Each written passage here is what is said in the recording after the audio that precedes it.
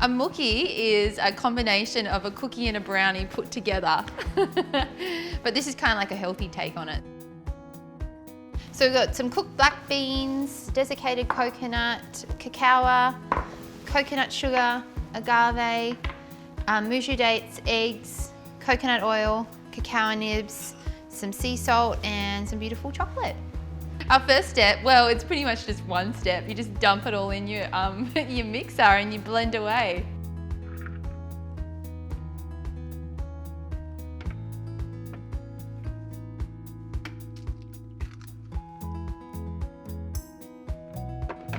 So you're just gonna dump everything into your food processor and just blitz till it's all well combined. I normally stop halfway, give it a scrape down, and then start it again.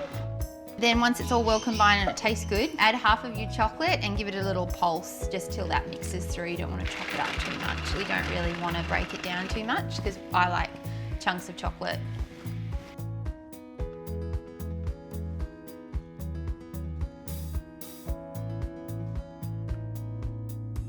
So the last step is to add more chocolate and cacao nibs and sprinkle it with a little bit of sea salt.